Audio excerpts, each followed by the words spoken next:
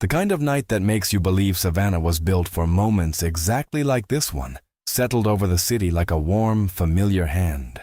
The air carried the scent of magnolia blossoms drifting in from Forsyth Park, mixed with something sweeter, the distant perfume of the Savannah River moving slow and dark a few blocks to the north.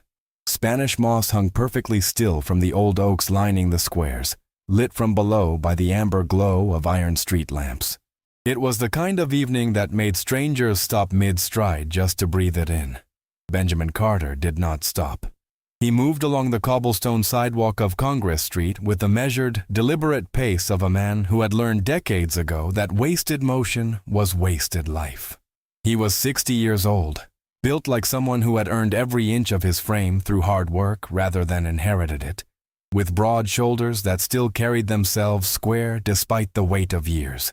His face was a landscape of experience, deep lines carved not by regret but by weather, by discipline, by the particular kind of dignity that only comes from surviving things most people never have to imagine.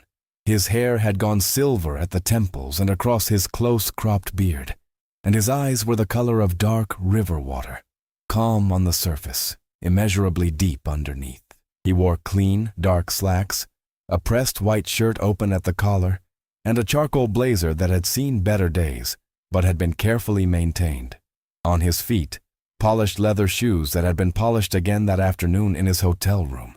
Over one shoulder hung a military-issue canvas rucksack, old and worn at the corners, stenciled with a service number that had been his identity for 22 years. He had not replaced the rucksack. He never would. To anyone who glanced at him without thinking, Benjamin Carter looked like a man of modest means passing through a wealthy part of town. To anyone willing to look twice, he looked like exactly what he was, a man of extraordinary substance moving quietly through a world that had never fully learned to recognize substance when it didn't come wrapped in the right packaging. He checked his watch. 7:53. His reservation was for 8 o'clock. The Magnolia House restaurant occupied the ground floor of a 3-story antebellum building on the corner of Congress and Drayton, one of the most photographed facades in all of Savannah's tourist literature. The building dated to 1847, and the current proprietors had preserved every detail with the kind of reverence usually reserved for cathedrals: the original heart pine floors, the 12-foot plaster ceilings with their ornate medallions, the floor-to-ceiling windows draped in deep green velvet, the brass fixtures that caught candlelight and scattered it like scattered gold. Framed photographs lined the entryway walls, black and white images of Savannah across the decades. Old cotton merchants standing in front of riverfront warehouses, military units mustered in Johnson Square during the Second World War, civic events stretching back a century and a half. The restaurant had earned 2 James Beard nominations and a reputation as the finest dining experience between Atlanta and Charleston. Its bar program had been written about in magazines. Its wine cellar was legendary. On any given Friday evening, the waiting list for a walk-in table ran 3 hours long, and even that required knowing someone. Benjamin had a reservation. He had made it 6 weeks ago. He pushed through the heavy front door and stepped into the warm, golden light of the entrance hall. The hostess station was immediately to his right, a slim mahogany podium behind which stood a young woman in a black dress, with her hair pinned carefully back. Her name tag read, Cassandra. She looked up from her screen with a practiced smile that faltered for perhaps a quarter of a second before she composed it again. "Good evening," she said. "Do you have a reservation?" "I do," Benjamin said. "Carter. Benjamin Carter, 8 o'clock." She typed. Her eyes moved across the screen. She typed again. "Of course," she said. "Just one moment, Mr. Carter. Let me get the manager to confirm your table." "That's fine," Benjamin said. "Take your time." While he waited, he turned to look at the photographs along the wall. He moved slowly along them, hands clasped behind his back, reading the small handwritten captions beneath each frame. A particular photograph near the end of the row stopped him. A black and white image of a group of soldiers standing in front of a transport aircraft, somewhere that looked like the Middle East, though the caption gave no location. The men were young, laughing, unaware of whatever was coming next. Benjamin studied the photograph for a long moment. Beautiful, isn't it? He turned. A young man in a black server's uniform had appeared beside him. Early 20s, with an open, earnest face and the slightly nervous energy of someone relatively new to the job. His name tag read, Noah. The history here is something else, Noah said. The owner takes it seriously. Every picture has a story behind it. That's a rare thing, Benjamin said. He gestured toward the photograph of the soldiers. Do you know where that was taken? Noah leaned in to read the caption. Honestly, I'm not sure. Mr. Whitmore put most of these up himself. He was in the military, I think. Army. Benjamin nodded slowly. He didn't say anything else. They stood in comfortable silence for a moment before Noah excused himself to attend to a table. Benjamin returned to the hostess station, where Cassandra had been joined by a woman in a deep charcoal suit, mid-40s, with reading glasses perched on the end of her nose and a tablet in one hand. She wore her authority the way some people wear too much perfume, heavily, in a way designed to be noticed. Mr. Carter? The woman said. Her voice was professionally even, carrying just enough warmth to pass as courteous. I'm Linda Parker, the general manager. I'm afraid there's been a situation with your reservation. Benjamin looked at her. What kind of situation? It appears there was a system error this evening, she said. Several reservations were unfortunately affected, and we don't have a table available for your party. My party is a party of one, Benjamin said, and I made this reservation 6 weeks ago. I understand, and I sincerely apologize for the inconvenience. We'd be happy to recommend several excellent alternatives in the area. He looked past her, through the archway into the main dining room. He could see tables with empty seats. He could see a table for two near the window that was set but unoccupied, with a small reserved card at its center that had clearly been placed there recently, given the way the candle had barely burned. I can see available tables from here, he said. Linda followed his gaze and then looked back at him. Those are reserved for parties arriving shortly, she said. Mine was reserved 6 weeks ago, he said. His voice remained perfectly level. Mr. Carter, I understand your frustration, and again I apologize, but there is simply nothing I can do this evening. If you'd like to leave your contact information, we'd be happy to. A couple came through the front door behind Benjamin, a man and a woman, dressed expensively. The woman in a silk dress, the man in a blazer with no tie. They were white, and they were laughing about something they'd apparently just left behind on the street. They stepped to the hostess station without waiting, and Cassandra greeted them with a smile that was 3 full degrees warmer than the one she'd given Benjamin. Hi, the man said. James Hartley, we have a reservation. Actually, you know what? I think we might be a few minutes early. Do you have anything available? Cassandra glanced at her screen. Actually, Mr. Hartley, your table is ready right now. Let me take you there. And she walked them directly into the dining room. Benjamin watched this happen. He did not raise his voice. He did not change his expression. He simply turned back to Linda Parker and let the silence between them carry the full weight of what had just occurred. Because some truths don't require words. They simply require a witness. Linda met his eyes for 1 second and then looked at her tablet. I'm sorry, she said. I really am. But there's nothing available this evening? Benjamin looked at her for a long moment.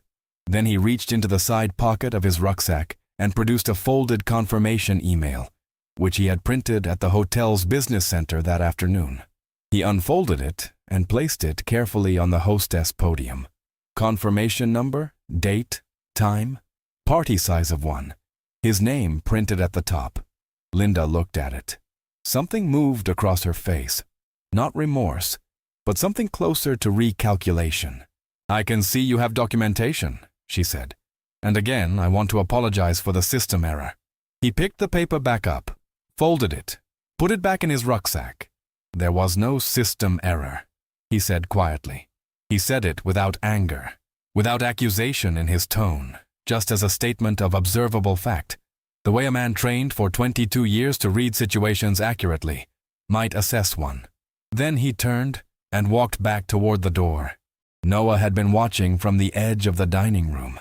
He had been carrying a water pitcher, and he stood motionless, watching Benjamin Carter move toward the exit with the quiet dignity of a man who had been through worse than this and survived it with his character entirely intact. Something turned in Noah's chest, a discomfort he couldn't name precisely but couldn't ignore either. He set the water pitcher down on the nearest service station and stayed very still, watching the front door close behind Benjamin Carter. Linda Parker straightened her jacket and walked back toward the dining room without another word. Noah stood at the edge of the room for another long moment. Then he took out his phone and sent a text message to a number that was saved in his contacts under the name Mimstar W. The night air outside the Magnolia House was as beautiful as it had been when Benjamin arrived, and it did not care at all what had just happened inside. He stood on the sidewalk for a moment, letting the warmth of the evening settle around him. On the opposite corner, a street musician had set up near one of the old oak trees, a saxophone, mournful and slow, playing something that might have been a standard from another era. A few tourists had stopped to listen, their faces soft and open in that particular way that live music makes people's faces in warm, beautiful cities at night. Benjamin adjusted the strap of his rucksack on his shoulder. He was not a man prone to self-pity. He had learned at a very young age that self-pity was a luxury he could not afford, and by the time he was old enough to afford it, he had long since decided he didn't want it. He had been treated this way before. Not everywhere, not always, but enough times over 60 years to have developed a kind of internal architecture for it, a way of receiving the insult without letting it become a wound, of acknowledging the injustice without surrendering his own sense of who he was to someone else's ignorance. He began walking south, in the direction of his hotel. He thought he would stop somewhere for a sandwich and call it a night. The ceremony wasn't until 10 the following morning. The annual Veterans Recognition Ceremony at Forsyth Park, a tradition this city took genuinely seriously, and he had time to rest, to collect himself, to arrive the next day as he always arrived at everything, prepared, present, and at peace. He was about half a block from the restaurant when his phone buzzed in his jacket pocket. He took it out, a number he didn't recognize. He answered. "Mr. Carter?" "Speaking," he said. "Sir, my name is Noah Evans. I'm a server at Magnolia House. I'm sorry, I'm not sure exactly why I'm calling. I needed you to know that I saw what happened and I didn't think it was right. I'm sorry I didn't say anything in the moment. I should have." Benjamin stopped walking. He looked at the phone for a moment, then brought it back to his ear. "You didn't have to call," he said. "I know, sir, but I wanted to. And also, I just texted Mr. Whitmore, the owner. He's been at a dinner meeting downtown and I think he's heading back. I thought he'd want to know." Benjamin nodded, though the young man on the phone couldn't see it. He appreciated the call. He appreciated the courage it had taken to make it, which was more courage than most people realized. Calling to acknowledge injustice was easy in retrospect, and harder than it looked in practice. "Thank you, Noah," he said. "That was a decent thing to do." "Yes, sir. I'm really sorry." "Don't carry it too long," Benjamin said. "You made the right call when it mattered. That's enough." He ended the call and kept walking. He was not going to stand on the sidewalk waiting for an outcome he hadn't asked for. He had long ago stopped organizing his life around the hope that other people would do the right thing after failing to do it the first time. He was going to find a sandwich and rest and wake up tomorrow, and participate in the ceremony and drive back home to Atlanta, with his dignity entirely intact, because his dignity had never been in that restaurant's possession to begin with. He had made it almost to the end of the block when he heard his name. Not his last name, not a polite Mr. Carter.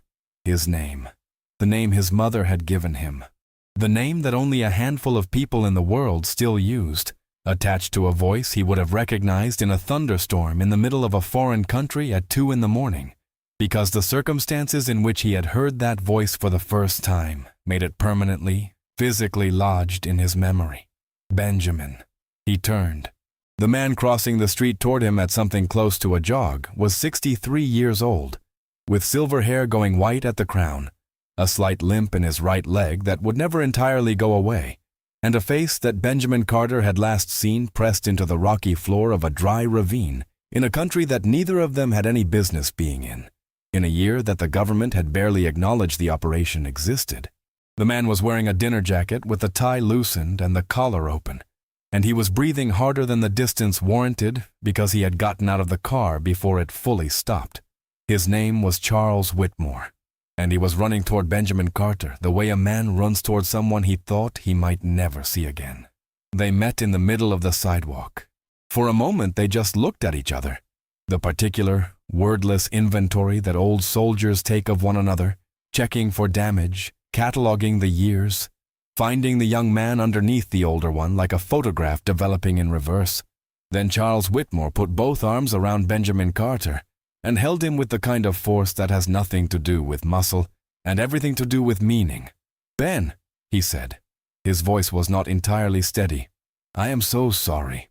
Benjamin stood for a moment, and then he returned the embrace, measured, firm. The embrace of two people who share a history that has no adequate civilian translation. "It's all right, Charles," he said. "It is not all right," Charles said. He stepped back and looked at Benjamin, and there was something in his eyes that went far beyond embarrassment or professional mortification, something old and deep that Benjamin recognized because he had been carrying a version of it himself for the better part of 4 decades. "I need you to come back inside. Please. I'm asking you as a friend." Benjamin looked at him for a long moment. Then he looked back at the restaurant, its warm windows glowing against a spring night, the beautiful old building standing as it had stood for nearly 200 years, indifferent to the small human dramas that played out in its shadow. He adjusted the strap of his rucksack. "All right," he said. They walked back together, 2 men of a certain age moving side by side on a cobblestone street in Savannah, Georgia. And if anyone had photographed them in that moment and hung the image on the wall of a restaurant, it would have needed very little caption at all. Inside, the dining room had continued its evening largely unaware of what had transpired. The low murmur of conversation, the clink of glassware, the quiet movement of servers between tables, it all continued with the pleasant, self-contained momentum of a room full of people engaged in the business of enjoying themselves. Linda Parker was in the far corner of the dining room, reviewing a wine order with a sommelier, when she saw Charles Whitmore walk in through the front door. She started toward him immediately, her professional smile assembling itself before she was halfway across the room. "Charles," she began, "you're back early." He did not look at her. He walked past her without breaking stride, and he was holding the front door open for someone. And then Linda Parker saw who that someone was, and the smile completed itself on her face, and then stalled there, not quite knowing what to do next. Benjamin Carter stepped into the Magnolia House for the second time that evening. The golden light fell across his face the same as it had before, and the heart pine floors absorbed his footsteps the same as they had before. But something in the air of the room had shifted in a way that was difficult to quantify. Perhaps it was simply the presence of the owner walking beside this man, with his hand on his shoulder, and his jaw set with a purposeful gravity that the staff had never seen on him in the context of an ordinary evening. Or perhaps some rooms have a memory, and this one was beginning to remember something. Noah Evans saw them come in from across the dining room. He exhaled a breath he had apparently been holding for the better part of 15 minutes. Charles guided Benjamin to a table near the center of the room. Not a corner table, not a tucked-away space, but the center, under the largest of the brass chandeliers, where the light was warmest and the room's attention naturally gathered. He pulled out the chair himself. "Sit down, Ben," he said. "Please." Benjamin sat, and then Charles Whitmore stood beside the table, and he did something that no one in the dining room of the Magnolia House had ever seen a restaurateur do in the middle of a Friday evening service. He cleared his throat, and he began to speak. "I need your attention for just a few minutes," he said, and his voice was steady and carried easily in the suddenly quiet room. Because when a man says something with his whole self behind it, people tend to stop what they're doing to listen. "I'm Charles Whitmore. I own this restaurant, and I owe this man an apology that the entire room should hear, because what happened here tonight happened in front of all of you, even if most of you didn't know it at the time. The room was very still now. Forks had been set down. Glasses had been set down. People who had been mid-sentence with their dinner companions had simply stopped. Benjamin Carter sat at the center table with his rucksack over the back of his chair, and his hands folded on the white tablecloth, and his face carrying the particular expression of a man who is accustomed to being at the center of things he did not ask to be at the center of. He did not look uncomfortable. He looked patient. He looked like a man who had been waiting a very long time for the world to catch up to something he already knew, and who was content to wait a little longer. The dining room of the Magnolia House held perhaps 80 people on a full evening, and on this particular Friday in late April, it was nearly full. There were couples celebrating anniversaries, groups of friends sharing bottles of wine, business travelers dining alone with their phones face down for once because the food demanded attention, tourists who had saved up for this particular experience and were measuring every bite against their expectations. None of them had come here for this, and yet every single one of them stayed exactly where they were. Charles Whitmore stood beside Benjamin's table, and he did not rush himself. He was a man who had been in situations where speaking too quickly cost lives, and that habit of careful deliberation had followed him out of uniform and into every room he'd entered since. 38 years ago, he said, I was a 25-year-old Army officer on a joint operation, in a region I am not going to name, in a country I am not going to name, under circumstances that are still classified enough that I will leave the details where they belong. What I can tell you is that it went wrong. Operations go wrong. Anyone who has served knows that. What you plan for and what you encounter are frequently two entirely different things, and the distance between them is where soldiers either hold together or come apart. He paused.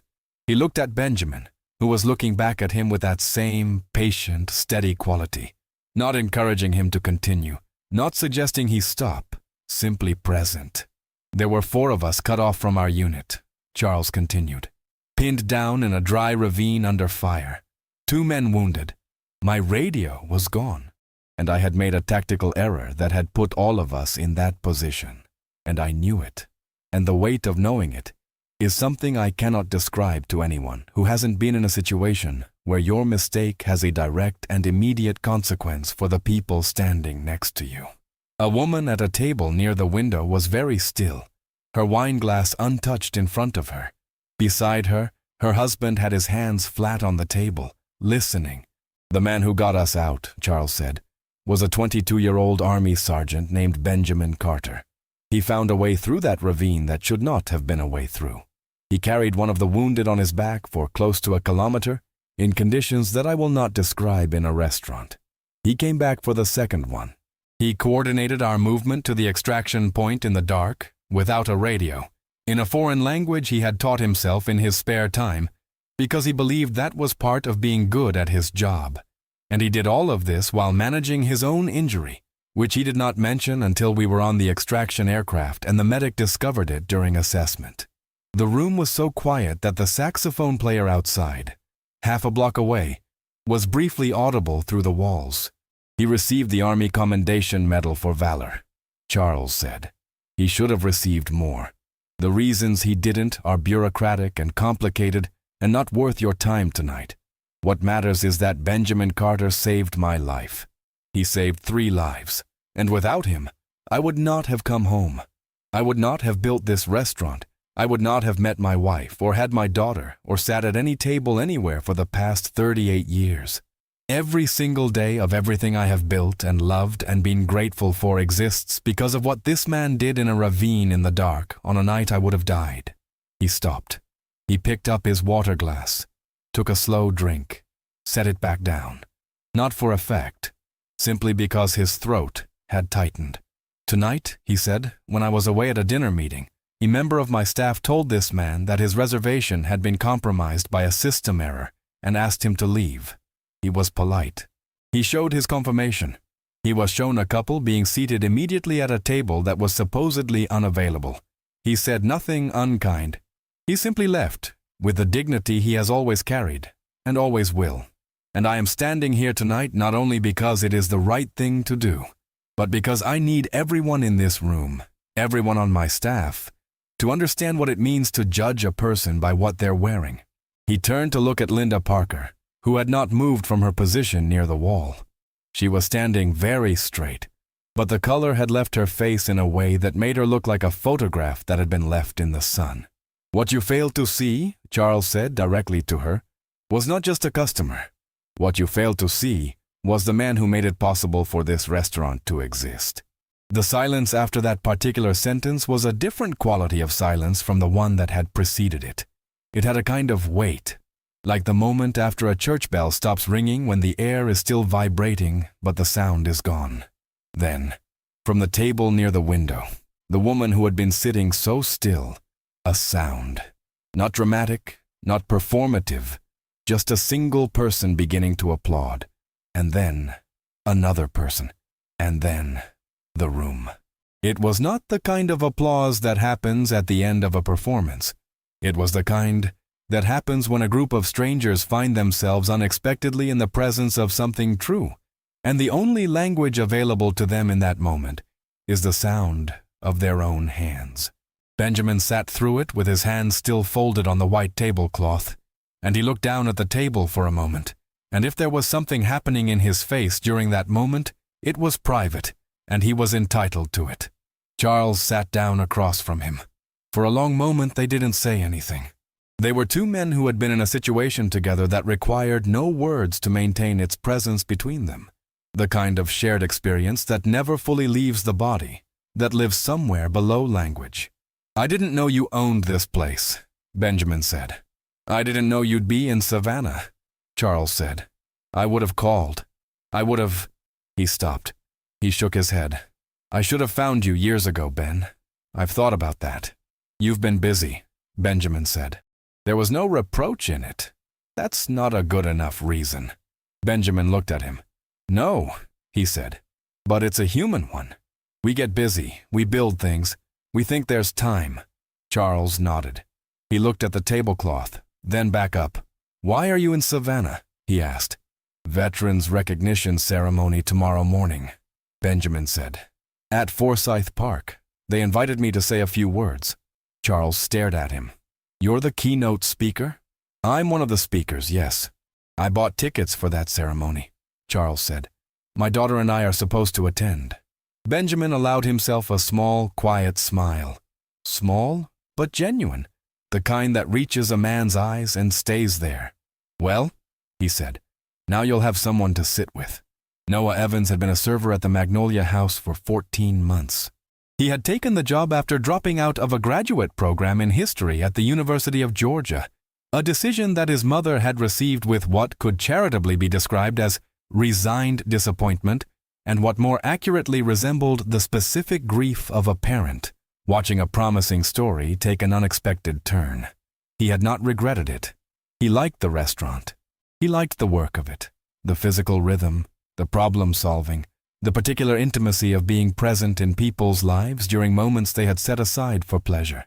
He liked the building, its deep historical roots, the way the floors creaked in predictable places, and the way the light changed in the early evening as the sun moved off the river. He had developed, over 14 months, the genuine affection for the place that comes not from romance, but from familiarity. He was not sure he still liked the job tonight. He moved through the dining room doing his work, refilling glasses, checking on tables, delivering courses with the smooth efficiency that 14 months of practice had made automatic. But his mind was elsewhere. It was in that conversation in the entryway, in the way Linda Parker had looked at Benjamin Carter, in his own inaction, standing with a water pitcher in his hand while something clearly wrong unfolded in front of him, and he had simply stood there and watched it happen. He had made the call to Mr. Whitmore. He had sent the text first, then followed it with the call, and the conversation had been brief. 20 seconds, maybe 30, because Mr. Whitmore was a man who gathered information quickly and acted on it decisively, which was a quality Noah had admired about him since his first week of employment. But making the call didn't entirely undo the standing there. He was refilling a water glass at a foretop near the window when Charles stood up at the center table and cleared his throat. And Noah stopped mid-pour and listened to everything Charles said, and by the time Charles finished, Noah's eyes were stinging in a way that he would have been embarrassed to explain if anyone had noticed. Nobody noticed. They were all watching Charles. After the applause, after the room settled back into its evening with a particular changed quality of a space where something important has happened, Noah made his way through the dining room and stopped at the center table. Charles looked up. "Noah," he said. "Yes, sir," Noah said. He was keeping his voice steady with some effort. Charles held his eye for a moment. "Thank you," he said, "for the text, for the call, for paying attention when it would have been easier not to." Noah nodded. He wanted to say something that matched the weight of the evening, but everything that occurred to him felt inadequate, so he simply nodded again. "Can I bring Mr. Carter anything?" he asked. Benjamin Carter looked up at him with those dark, steady eyes. "Water would be fine," Benjamin said. "Thank you, Noah." "Yes, sir," Noah said. He went to get the water. He stood at the service station for a moment with his hand around a clean glass, looking out across the dining room, and he thought about what it meant to do the right thing. Not the dramatic version, not the cinematic version where you stand up at the crucial moment and deliver a speech, but the quieter version, where you make a phone call and you fill a water glass and you show up for the next thing and the thing after that, and you try to be slightly more honest than the situation strictly requires. It wasn't heroism. He wasn't going to confuse it for heroism, but it was something. He brought the water to the table. Meanwhile, in the back corridor near the kitchen, a different conversation was taking place. Linda Parker stood in the narrow hallway between the dining room and the kitchen with her arms crossed and her jaw tight and her eyes moving slightly too fast, which was the tell of a mind working through a problem it hadn't expected and didn't have a prepared solution for. Across from her stood Marcos Webb, the head chef, 44 years old, former sous chef at 2 Michelin-starred restaurants in Atlanta, a man who had worked with Linda Parker for 7 years and had grown to regard her with the qualified professional respect of someone who recognizes competence while declining to personally admire its practitioner. That was something, Marcus said. He was not looking at her. He was looking at the pass-through window, where his kitchen continued to operate with the flawless, mechanical precision that was entirely his doing. Linda said nothing. "You knew the reservation was valid," Marcus said. "It wasn't a question. I made a judgment call." "You made a different kind of judgment," Marcus said. And he said it without heat, without drama, in exactly the same voice he used to correct a cook who had seasoned something incorrectly. Matter of fact, final, moving on. Linda's jaw tightened further. "My responsibility is the operation of this restaurant. Your responsibility is the guests," Marcus said. "All of them." There was a long pause. "Charles is going to do what Charles is going to do," Linda said. Her voice had taken on a controlled, careful quality, like someone constructing a wall one brick at a time. "I've managed this floor for 4 years. My numbers are—" Marcus turned from the pass-through window and looked at her directly for the first time in the conversation. "It's not about numbers," he said. "Is it?" He didn't wait for her to answer. He went back into the kitchen. Linda stood in the corridor for another moment.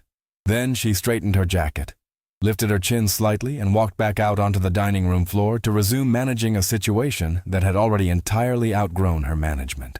At the center table, Charles and Benjamin were talking the way old soldiers talk, not explaining themselves to each other because they didn't need to, but filling in the long gap of years in the compressed, efficient shorthand of people who share a common reference point that most conversations will never touch. Charles's daughter, he was telling Benjamin, had graduated from Georgia Tech 2 years ago and was working at an engineering firm in Charlotte. His wife ran a foundation that provided legal support to veterans navigating disability claims. He had opened his second restaurant in Charleston the previous year. "And you?" Charles asked. "What does your life look like, Ben?" Benjamin considered the question with the same measured care he brought to everything. His wife, Dolores, had passed 8 years ago. Cancer, he said it plainly, without performance, in the way that people who have fully grieved are able to mention loss without being swallowed by it. His own retirement from the Army had come after 22 years, and he had spent the years since working in civic education, visiting high schools and community colleges, running workshops on constitutional rights, veterans' resources, civic participation. He had, over the past decade, spoken with approximately 12,000 people in school gymnasiums and community centers across 6 states. Charles listened to this and said nothing for a moment. 12,000 people, he said. Give or take, Benjamin said. And you drove here from Atlanta for this ceremony tomorrow. I don't fly if I can drive, Benjamin said. Never did like flying. I remember, Charles said. He smiled, the first full smile of the evening, something genuine breaking through. You used to read paperbacks on the transport flights and pretend you weren't scared. I was not scared, Benjamin said. I simply preferred to be productive. You held that paperback upside down for 40 minutes once. Benjamin was quiet for a moment. Then, very slightly, the corners of his mouth moved. I thought you hadn't noticed that, he said.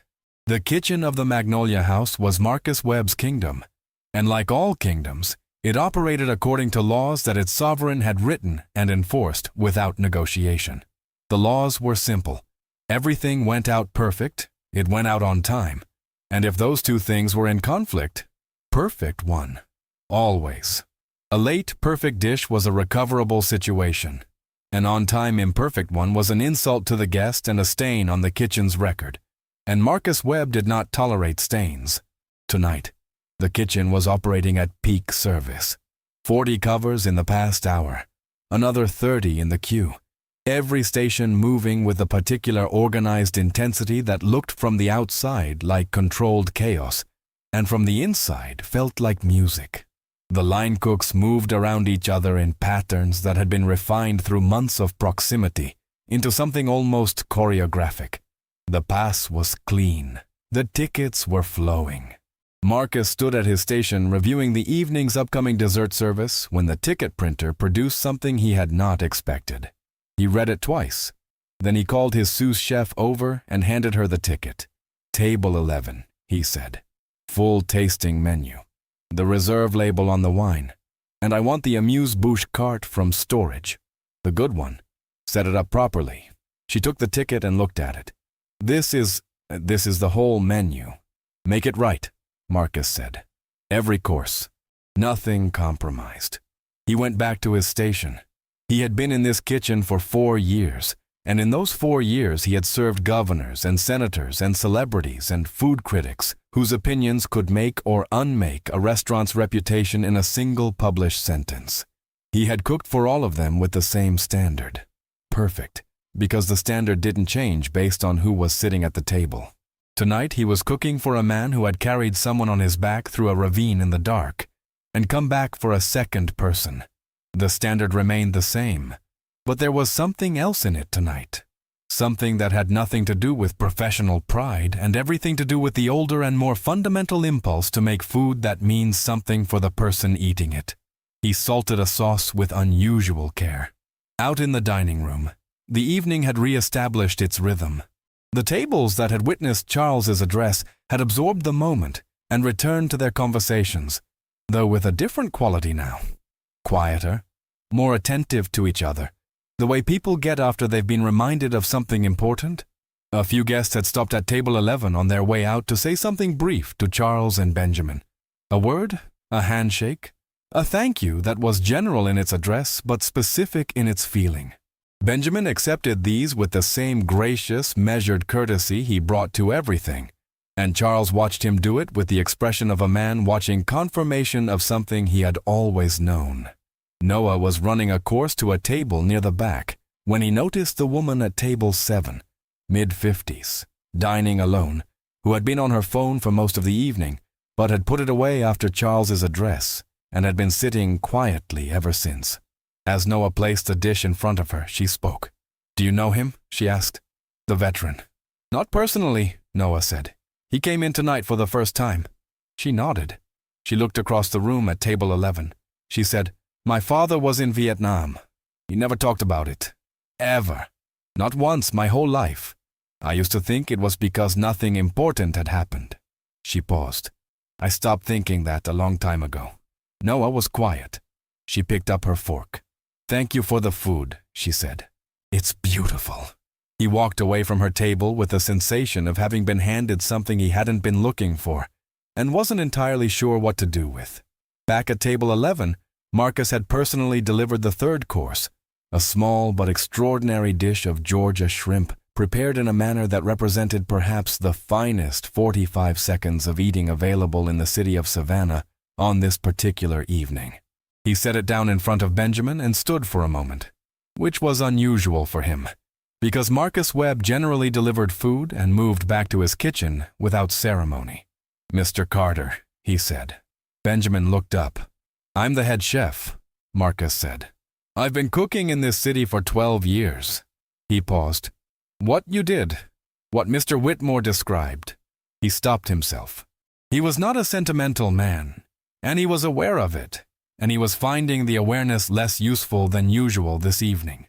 "I want you to know that this meal is prepared with the same care we give to every guest who sits in this dining room. No more and no less, because that's what you were entitled to from the moment you walked in." Benjamin looked at him steadily. "Thank you," he said. "That means more than the extra care would have." Marcus absorbed that. He nodded once. Then he went back to his kitchen. Charles watched the exchange and said nothing for a moment. "You've always been able to do that," he said. "Do what?" Benjamin asked. "Make people feel like they said exactly the right thing," Charles said, even when they were struggling to find the words. Benjamin shrugged slightly. "Most people are trying," he said. "They just don't always know how." He tasted the shrimp. His eyes closed briefly. "That," he said, "is exceptional." Charles smiled. "Marcus is remarkable. The food in this building is worth the reservations a person makes 6 weeks in advance," Benjamin said. He said it without irony and without self-pity, simply as an observation about excellence, with the appreciative directness of a man who doesn't disguise his enjoyment when something is genuinely good. Charles looked at him for a long moment. "Ben," he said. "Charles, I want to do something. For tomorrow's ceremony, if you're open to it." Benjamin waited. "I want to close the restaurant for a private dinner tomorrow evening," Charles said. "For the veterans attending the ceremony, whatever they need, food, drinks, company, space to talk to each other. I want to provide it, and I want to announce, tonight if possible, to whoever's still here, that going forward, the first Tuesday of every month, Magnolia House runs a dinner for veterans. No cost. Just showing up and feeding people who deserve a decent meal in a decent place." Benjamin was quiet for a moment. "That's not a small thing you're describing," he said. "No," Charles said. "It isn't. You'll lose money on it some months." "Probably, yes." Benjamin looked at him across the table. 2 old men in a warm restaurant in Savannah, Georgia, with 38 years, and a ravine and whatever all the days after the ravine amounted to between them. "It's a good thing," Benjamin said. "Do it." By 9:30, the dining room had thinned to perhaps a quarter of its earlier capacity, and the particular intimacy of a restaurant in its late evening hours had settled over everything.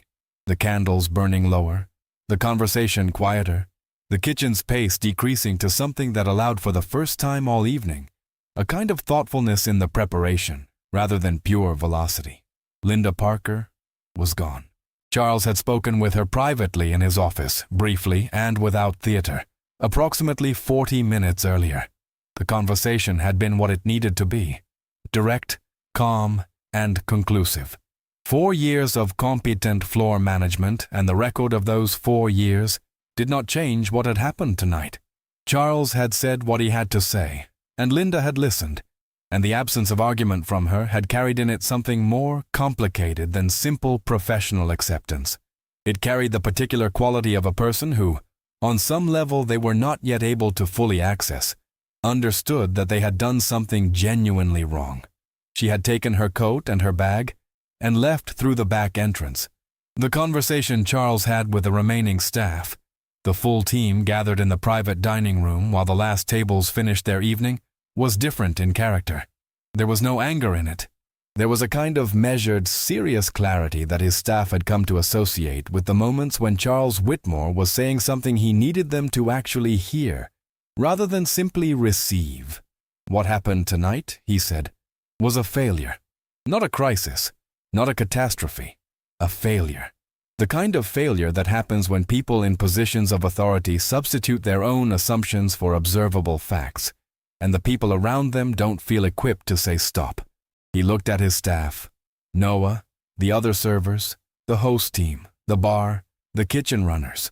I am not interested in assigning blame beyond where the actual decision was made. I am interested in making sure that everyone in this room understands what our standard is, why it exists, and what your responsibility is when you see that standard being violated. He paused. The standard is simple, he said. Every person who walks through that door is treated with the same respect, the same welcome, and the same quality of service regardless of what they look like, what they're wearing, what they're carrying, or what assumptions anyone in this building makes about their economic status or their reason for being here. That standard exists not because it's good for business, though it is. It exists because it is correct, because it is what human beings owe each other as a baseline. Noah, standing near the wall with the rest of the server team, was listening with the particular intensity of someone who knows they are going to remember this moment. I am implementing 2 things effective immediately, Charles said. The first is a mandatory service training, not a policy refresher, a substantive training on implicit bias, on client dignity, on de-escalation, on how to speak up when you see something wrong. The second is an open-door policy that supersedes the management structure in any situation involving a guest being asked to leave this building. Any staff member, regardless of position, can bring a concern about a guest situation directly to me. At any time, no repercussions, no hierarchy to navigate. You call my cell, you text, you find a way to reach me. What Noah did tonight is the minimum expectation from this point forward, and I am grateful to him for setting that example. He looked at Noah.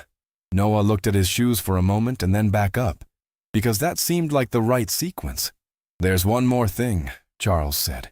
He told them about the veterans' dinner, the monthly program, the closed restaurant on the first Tuesday, the commitment he was making in the name of the business and the building. He told them he wanted it to be something they were proud of, something that became part of what the Magnolia House was, rather than something it occasionally did. The kitchen team was the first to respond. Marcus Webb said simply, "We'll make it right," which from Marcus Webb was the equivalent of a standing ovation. The rest of the staff followed with a collective yes that had the particular energy of people who had been through something uncomfortable together and were grateful for the clarity that was coming out the other side of it. After the staff meeting, Charles returned to the dining room to find that Benjamin had been joined by 3 other people at the center table. Veterans who had been attending the same ceremony and had, word traveling as word does, appeared at the Magnolia House after Charles made an announcement through the Veterans Recognition Ceremony Coordinator earlier in the evening. They were different ages, different branches, different stories, and they were talking with one another in the easy, familial shorthand that veterans develop across all those differences, because the differences turn out to matter less than the shared experience of having chosen something most people don't choose. Charles brought a chair to the table and joined them. He listened more than he talked. This was, he had found over the years, the correct posture for a man who wanted to learn things, and he had never, in 63 years, reached a point where he felt he had learned enough. One of the veterans, a woman named Sergeant Major Patricia Hollins, retired, who had served in military intelligence across 3 decades, was telling a story about a roadside diner in rural Alabama where she had stopped during a solo road trip and been treated so extraordinarily well by a counter-server who turned out to be a retired Navy corpsman that she had driven 4 hours out of her way the following year, just to go back and eat there again. "That's loyalty," Benjamin said. "That's gratitude," Patricia said. "Loyalty is what I gave for 30 years. Gratitude is what I give when someone earns it." "There's a distinction there," Charles said. "There's always a distinction," Patricia said. "Knowing which one you're feeling is most of the work." The conversation moved the way good late-evening conversation moves, not linearly, not toward any particular destination, but organically, following the gravity of what was actually interesting rather than what was supposed to be interesting. They talked about the ceremony tomorrow, about Savannah, about the way certain cities hold memory in their architecture differently from others. They talked about food, about meals eaten in extraordinary places, and meals eaten in bad circumstances that were nevertheless extraordinary for the company. Noah stopped by the table once more, late in the evening, to refill glasses. He was lingering slightly longer than the task required, not in a way that intruded, but in a way that suggested he was not quite ready to be entirely elsewhere. Benjamin noticed. "Noah," he said. "Yes, sir. Sit down for a minute." "Oh, I'm still on the clock, sir. I couldn't." Charles waved his hand. "Sit down, Noah." Noah sat down. He was 26 years old, and he had dropped out of a graduate program in history, and he was a server in a restaurant, and he was sitting at a table with 4 decorated veterans and the owner of the establishment, and he felt simultaneously extremely out of place and exactly where he was supposed to be, which is a very specific and valuable feeling that not enough people experience often enough. Benjamin looked at him. "What made you call?" he asked. "You didn't have to." Noah thought about it. "I knew the reservation was real," he said. "I had seen you come in. I saw the couple get seated. I knew what had happened." He paused. "I just didn't think I could walk around the rest of the evening knowing that and not doing anything about it." "That's conscience," Patricia Holland said from across the table. "It's loud when it's working correctly." "It was uncomfortable," Noah said. "It usually is," Patricia said. "That's how you know it's real." Benjamin was looking at Noah with the particular attention of a man who had spent decades evaluating people quickly and accurately, not in the service of judgment, but in the service of understanding. "You said you studied history," Benjamin said. "What period?" "Post-Reconstruction?" "Primarily," Noah said. "The period from the end of Reconstruction through the First World War. The gap between what the law said and what actually happened." He paused, then added, with the slight self-consciousness of someone who has learned to be careful about how much interest he shows in his own subject, "the distance between a written commitment and a lived reality." Benjamin regarded him for a long moment. "That's a relevant area of study," he said. "For tonight especially," Patricia said. "For most nights," Benjamin said. Savannah woke the next morning with the particular gentle insistence of a spring Saturday. Light coming in silver and low across the squares, the air carrying a freshness that the city would hold for perhaps 2 hours before the heat reasserted itself. The birds in the old oaks doing most of the talking. Benjamin Carter was awake before 6. He had slept well, which was not always given. He lay in the hotel bed for a few minutes looking at the ceiling, which was an ordinary ceiling, cream-colored, utterly unremarkable, and therefore restful in the particular way that ordinary things are restful after an evening of significance. He thought about Charles. He thought about the kind of chance that brings 2 people back into contact after 38 years through a collision of a restaurant reservation and a staff member's misjudgment, and a garçon who made a phone call because his conscience was working correctly. He thought about the smallness of the world in relation to the size of what people carry through it, and how those 2 things, the small world and the large cargo, kept creating collisions that looked like accidents but felt like something else, though he was not a man who spoke the word fate without some deliberate reservation. He got up and showered and dressed, with the same methodical care he had always brought to preparation, checking that his shoes were polished, that his presentation was correct, for a morning at which he was going to stand in front of people and speak on behalf of something larger than himself. His speech was written. He had written it 3 weeks ago and revised it twice, because he believed that respect for an audience was demonstrated by the preparation you brought to the time they gave you, and he would not waste anyone's time with something he hadn't thought carefully about. He read through it once at the small desk near the window, while the light outside brightened slowly over the rooftops of Savannah. It was about obligation. Not in the heavy, dutiful sense, not about debt or sacrifice as a transaction, but about obligation as a form of love.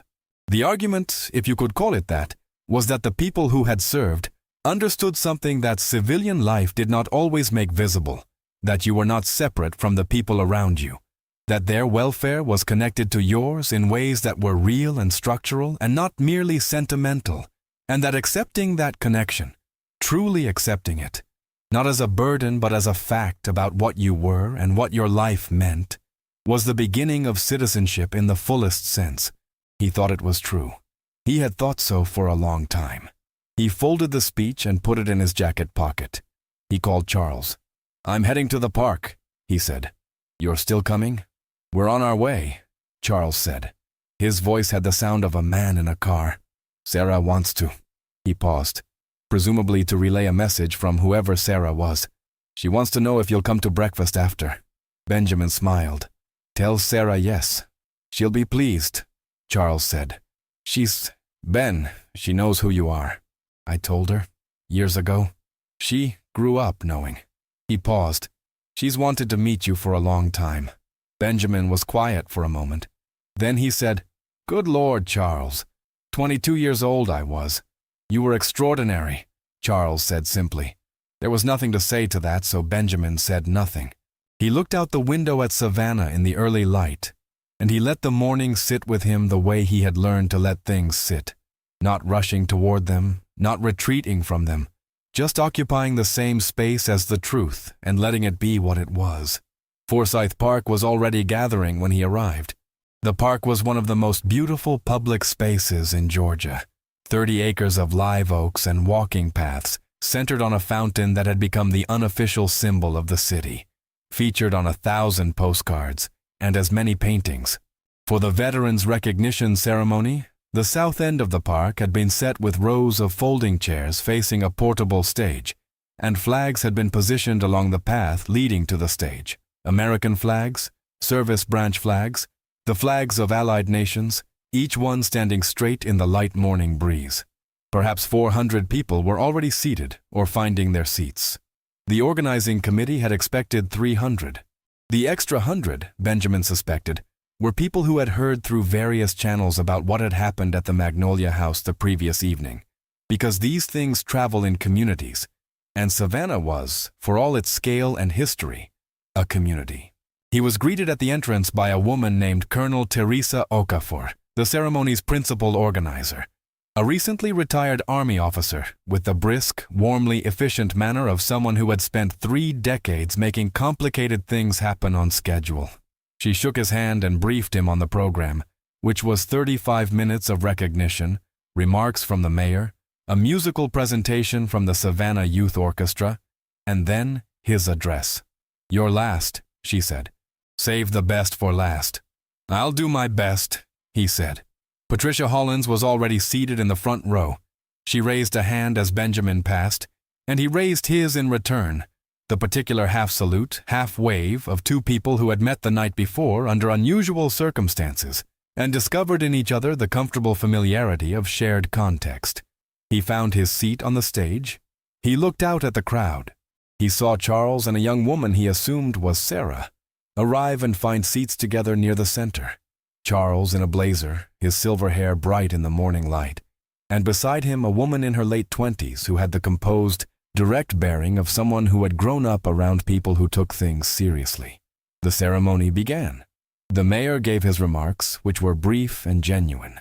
The orchestra performed a moving arrangement that included a passage Benjamin recognized, and that required him to maintain a strictly neutral expression for approximately 40 seconds, which he managed. Several veterans received formal recognition, commendations read, hands shaken. A retired Master Chief who was 93 years old and who received a standing ovation that lasted longer than any other moment in the program. And then it was Benjamin's turn. He walked to the podium with his speech in his left hand, though he had no intention of reading from it. He had memorized it, because a prepared speech read from a page was a speech delivered to the page, and he was not speaking to the page. He looked out at the 400 people in Forsyth Park on a Saturday morning in April, and he took a breath, and he began. He talked about obligation as love. He talked about the specific shape that love takes when it moves through people who have chosen to put their lives in service of something larger than those lives. He talked about the distance between what a country says it values and what its daily actions reveal about those values. And he talked about it directly, without decoration, because he had earned the standing to speak plainly, and he chose to use it. He talked about a woman named Dolores Carter, his wife, who had worked for 30 years as a public school teacher, and who had understood civic obligation not as an abstraction, but as the daily, patient, unglamorous work of preparing people to participate in a democracy. He had not planned to talk about Dolores, and his voice briefly did something he did not ask it to do, and he paused and breathed through it, because he was not going to apologize to an audience for grief that was honestly felt. He talked about what it means to be seen, not to be celebrated, not to be honored in ceremonies. Those things were good and they mattered. But to be seen as a person by another person in the ordinary transactions of daily life. To be met with the assumption of dignity rather than the assumption of its absence. He did not mention the Magnolia House. He did not need to. Several hundred people in that audience were already thinking about it. He talked about Noah Evans, though not by name. A young man, he said, who had been a witness to an injustice he hadn't caused and had no formal power to correct, who had made a phone call anyway because his conscience was working correctly. That, he said, is citizenship. That is what it looks like at the scale most of us operate at. Not grand gestures, phone calls, honest conversations. The decision to not walk past the thing you saw. He finished speaking 17 minutes after he had begun. The applause came up like something the park had been holding. He walked back to his seat with his speech still folded in his left hand, and he sat down, and he looked out at the live oaks and the fountain and the spring light on the grass, and he thought, as he sometimes did in moments of completion, about Dolores, about what she would have said, the specific dry remark she would have deployed before telling him it was good, because she had never given a compliment without charging some modest tax on it, and he had loved her for that more than he could ever have articulated. He smiled privately at the grass.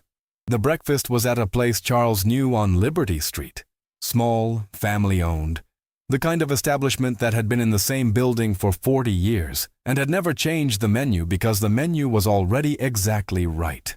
They served eggs and biscuits and country ham and grits with a quality that suggested the chef had a personal investment in the dignity of the Southern breakfast as a cultural institution, which, in fact, she did. Her name was Agnes Morrow. She was 71 years old. She had owned the restaurant since she was 31, and she came out of the kitchen to greet Charles by name and to shake Benjamin's hand when Charles introduced them, because she had heard from 3 different sources by 7:45 that morning what had happened at the Magnolia House the night before. Word travels, Agnes said. It always does in this city, Charles said. Sit down, she said.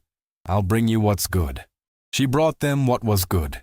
It was extraordinary. Sarah Whitmore was 28 years old, and she had her father's directness, without his tendency toward ceremony about it. She had dark eyes and a quick, assessing intelligence that Benjamin recognized as the specific quality of someone who had grown up around people who thought carefully and had decided that careful thinking was worth continuing as a personal practice. She was an engineer, and it showed, not in any technical way, but in the way she approached a problem or a conversation, which was to say directly, without excessive preamble, with a preference for accuracy over impressiveness. She had known Benjamin's name her whole life. She had been told the story, not in the manner of a legend or a fairy tale, but in the straightforward, factual way Charles Whitmore told things, because that was the only way he told things.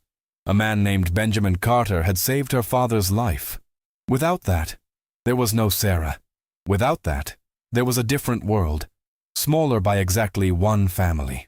She looked across the breakfast table at Benjamin Carter now, 60 years old, silver-haired, a little worn in the way that distinguished wear is actually the evidence of quality. And she said, I've wanted to thank you my whole life, and I don't know how to do it in a way that's adequate. Benjamin looked at her with a warmth that was genuine and not performed. Just live well, he said. That's adequate. She absorbed this. She nodded once, with the directness she had been born with or learned from her father. That's the plan, she said. Charles watched the exchange with the expression of a man watching 2 people he values recognize each other, which is one of the finer things that can happen at a breakfast table. They ate. They talked. Patricia Hollins arrived mid-meal. She had somehow known about the breakfast through the same network of information that seemed to govern the social life of this particular group of people. And she slid into the fourth chair and ordered the biscuits and held court with a dry, formidable humor that had the table laughing in a way that the morning had not yet included, and that it was better for containing. Agnes Morrow came out twice to check on them, and both times she stayed a little longer than checking on them required, because she was 71 years old, and she could tell when something good was happening at a table, and she preferred to be near good things when they were available. After the food over coffee, Noah Evans appeared in the doorway of the restaurant. He was in civilian clothes. A flannel shirt, jeans, his off-duty self looking somewhat younger than his working self, and considerably more uncertain about where to put his hands. He had texted Charles that morning to ask if the breakfast was still happening, and Charles had replied with the address, and Noah had stood outside for approximately 2 minutes before deciding to come in. Benjamin saw him in the doorway and raised a hand. Noah came to the table. Agnes brought an extra chair without being asked, because she had been reading tables for 40 years, and she knew what an extra chair looked like before anyone else did. They made room. Noah sat down at the table between Patricia Hollins and Charles Whitmore, across from Benjamin Carter, at a restaurant that had been on Liberty Street for 40 years, on a Saturday morning in April in Savannah, Georgia, and he was aware in the way you are aware of some moments while you are still inside them, aware that this was one of those hours that gets marked somehow, that stays, that becomes part of the permanent record of a life rather than the passing current of its days. Agnes brought him coffee without asking. He thanked her. He looked at the table, at these people, at what the previous 16 hours had assembled and delivered to this point, and he thought about what Patricia had said the night before about the distance between a written commitment and a lived reality. He thought about history as the record of exactly that distance, repeated across centuries, across nations, across the smallest unit of human interaction, which was one person standing in front of another person and deciding in that instant what they owed them. He thought about a confirmation email, printed from a hotel business center and folded into a rucksack. He thought about a man who had been asked to leave a room he was entitled to be in, and who had left without raising his voice, because he was the kind of person who did not need the room's permission to know who he was. He drank his coffee. "I want to ask you something," Noah said to Benjamin, "and you can absolutely tell me to mind my own business." "Ask," Benjamin said. "Last night, when you walked out, you were completely calm. You you had every right to be angry. How do you do that?" The table was quiet. Patricia was looking at her coffee cup. Charles was looking at his hands. Sarah was watching Benjamin. Benjamin thought about the question, not in the way of someone assembling a diplomatic answer, but genuinely thinking about it. "There was a cost," he said. "There is always a cost.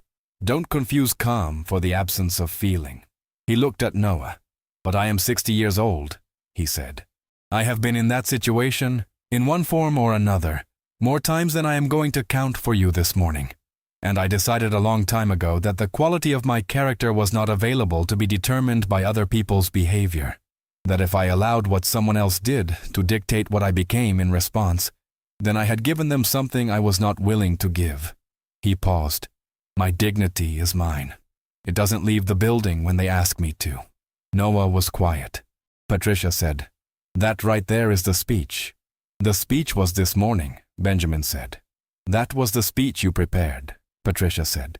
"What you just said is the speech." Charles was looking at his old friend across the breakfast table with the expression of someone who has had 38 years of absence to regret and approximately 12 hours of presence to be grateful for, and who is calculating in real time how to let the gratitude outweigh the regret without pretending the regret wasn't earned. "Ben," he said. Benjamin looked at him. "Come back next month," Charles said, "for the first veterans' dinner. Be there." Benjamin looked at him for a long moment. "I'll be there," he said. Agnes Morrow came out of the kitchen with a plate of something she had made after the breakfast orders were done. Not because anyone had asked for it, but because she wanted to. Small, sweet things dusted with sugar, the recipe her grandmother had taught her, and that she had been making in this building for 40 years. She set the plate in the center of the table and didn't explain it. Nobody asked for an explanation. They ate. Outside, Savannah continued its Saturday in the particular unhurried way of a city that has been through enough to know that good things are worth slowing down for. The light on the squares was golden now, and full. The tourists were beginning to fill the sidewalks.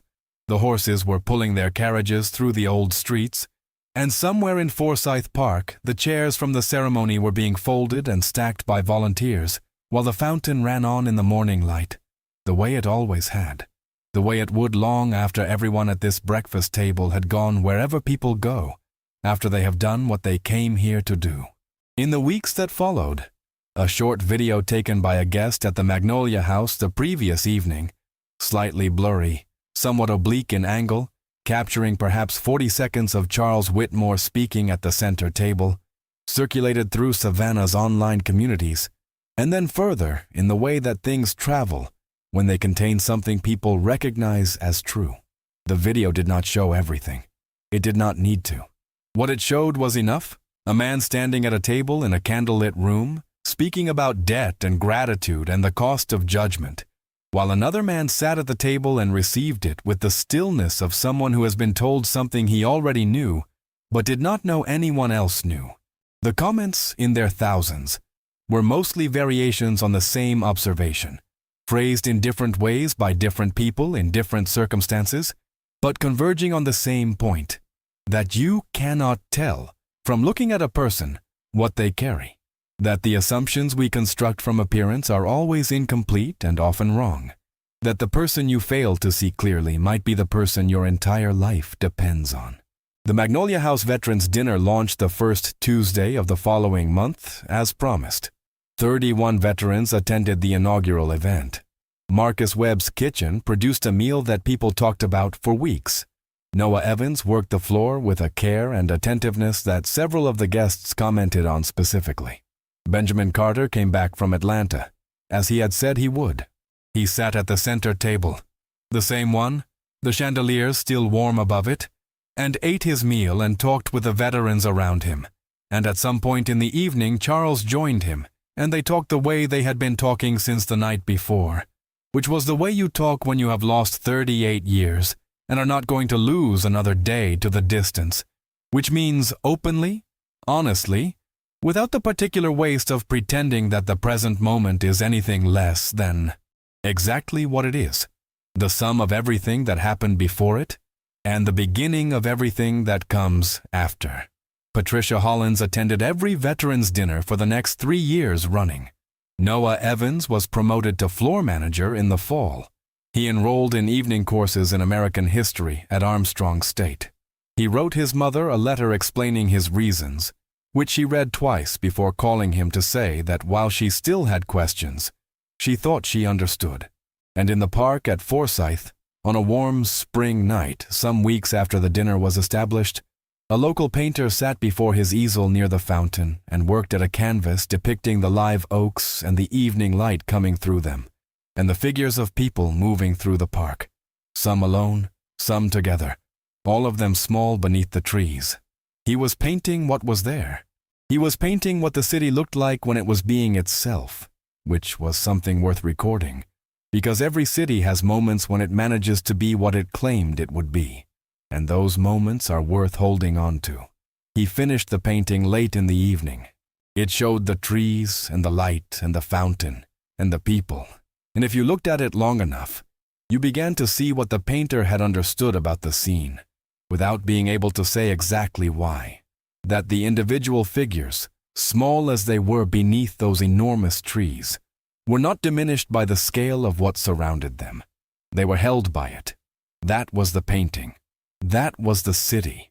That was Savannah, Georgia, on the other side of an evening that had begun with one man's reservation and ended with something that did not have a clean name, but that everyone who had been part of it would carry forward as a kind of private knowledge. The knowledge that the story you are in is almost never the one you think you're in, that the person in front of you is almost never only what they appear to be, and that the correct response to not knowing what someone carries is not assumption. It is courtesy. It is the assumption of dignity. It is the door, held open,